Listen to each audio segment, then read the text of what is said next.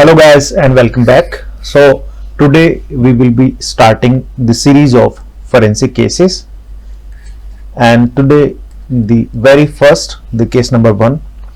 इसमें क्या है, इसमें एक स्टोरी है. इसमें एक young lady named Shelly. She was studying in college and part time पे कैफे पे काम करती थी. Now on 1st of April 1995 घर से कंप्लेन आई पुलिस स्टेशन में of disappearance, that female disappear हो गई, sudden disappearance.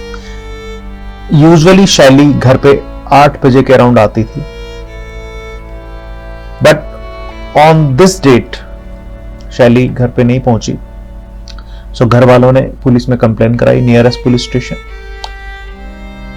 After the search, the whole night search, early morning around 6 AM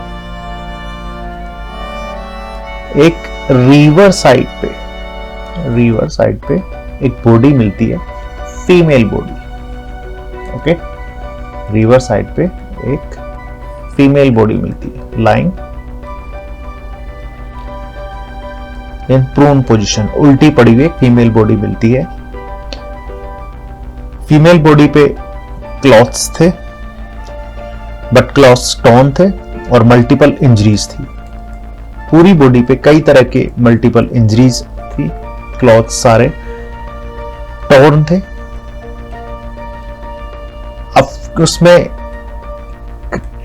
crime scene कराया गया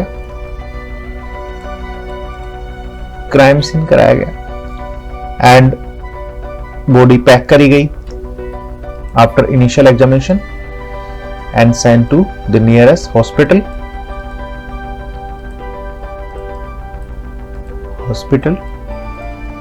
for further examinations and autopsy. Soil sample लिया गया, जहां पे बॉडी मिली उसका सॉइल का sample and water sample. So water and soil sample with photographs of the body, ये क्राइम सीन पे रिकॉर्ड करा गया. अब पार्ट आता है ऑटोप्सी. नियरेस्ट हॉस्पिटल में ऑटोप्सी करी गई. So there was multiple lacerations on the body. बहुत सारे lacerations थे. Blunt force impact हुआ, मतलब बहुत सारे laceration थे. It means some blunt force was used. And there was an entry wound. यहाँ पे forehead पे entry wound था without exit wound. So there was only entry wound, no exit. Autopsy करी गई. डिटेल ऑटोप्सी में पता लगा कि बुलेट का एंट्री पॉइंट ये था, एंट्री एंड टैटूइंग थी वहां पे. टैटूइंग इट मींस रेंज है वो इंटरमीडिएट रेंज थी, इंटरमीडिएट टैटूइंग थी वहां पे. एंड बुलेट रिकोशेट करके पोस्टरी वॉल से टकरा के सेला टर्सिका पे पड़ी हुई थी. रिकोशेट करके यहां पे सेला टर्सिका पे पड़ी हुई थी. 5.6 mm कैलिबर का बुलेट वहां मिला. अब गाइस, इन सब फाइंडिंग के साथ फीमेल का आइडेंटिफिकेशन हो गया, घर वालों को बुलाया गया. Facial features and other features for preserved cloth के बेसिस पे और फेस के बेसिस पे आइडेंटिफिकेशन हो गया. बिकॉज आइडेंटिफिकेशन 24 आवर में ही कर लिया गया, इसलिए बॉडी के जो फीचर्स थे वो प्रिजर्व्ड थे.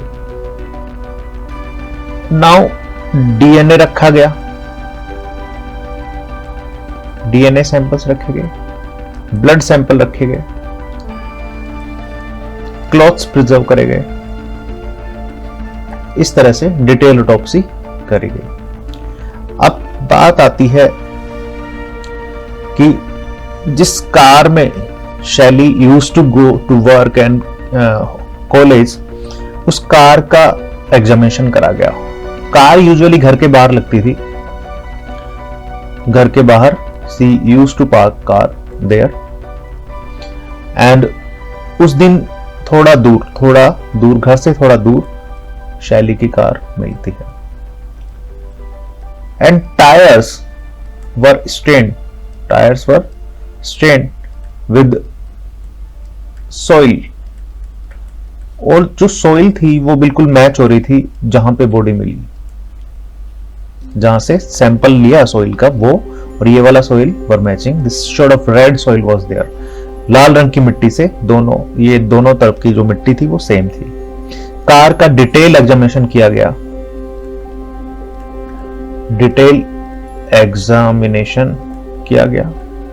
Detail examination of car revealed 2 DNA sample रखे गए, डीएनए एनालाइज किया गया, और डीएनए की रिपोर्ट में 2 डीएनए मिले। 1 डीएनए वाज ऑफ शैली, कुछ हेयर थे, और एक ब्लड स्पॉट मिला जिसमें डीएनए था, एक सपोज करो पर्सन ए का डीएनए था। Okay, now the investigating officer reached in search of the DNA to the college. After detailed search, ये पता लगता है कि same day 1st of April 1995 को शैली की कार में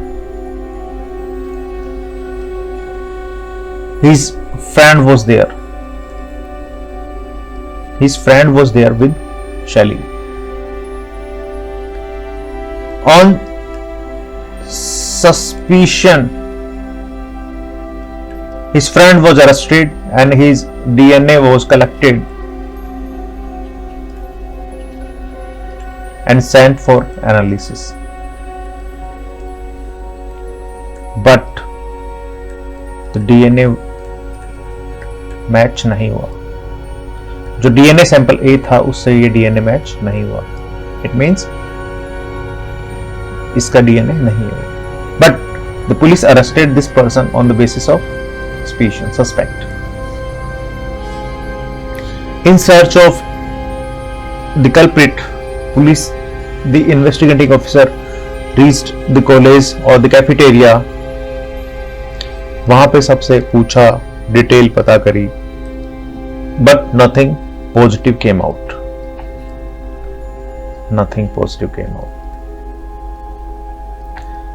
What happened after 1 week? After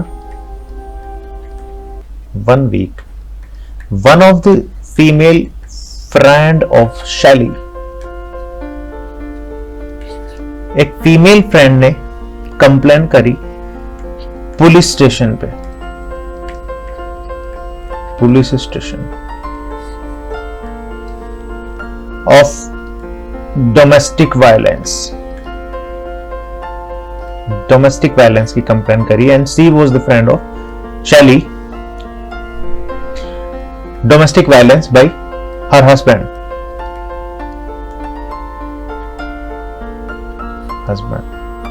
और the police arrested her husband, and the investigating officer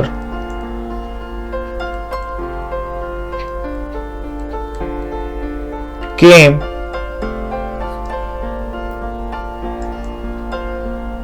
to their house, and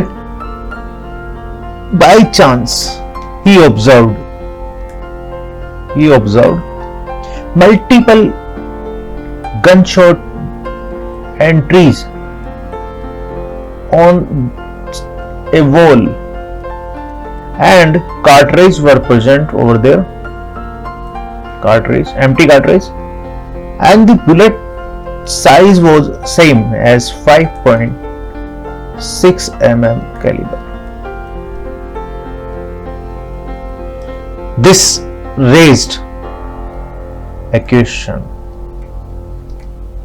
that the bullet was present in the case of Shelley was also 5.6 mm, and the similar bullet was also found in the house of this person. There may or may not be any relation, as the person was a professional shooter. He was a professional shooter. He used to shoot, but at the same time, he was suffering from certain mental disorder also.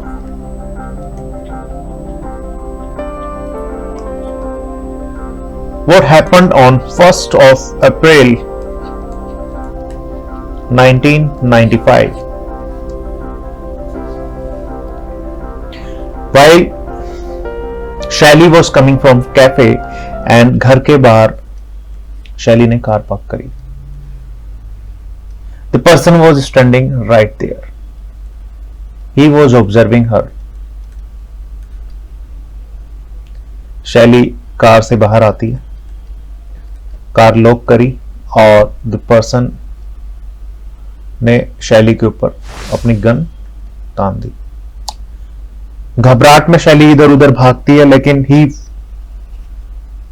Made her to enter in her car, और car drive करके इस आदमी ने शैली को उस river side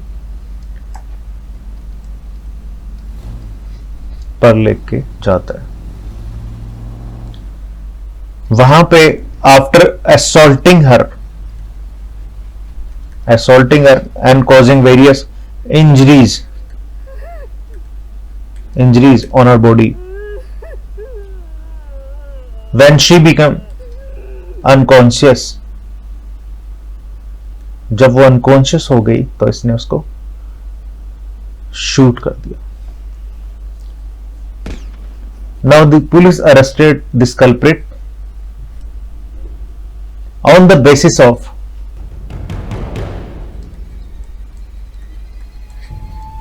DNA, because the DNA was present in the car, matched with the DNA of this person, the husband of Shelley's friend.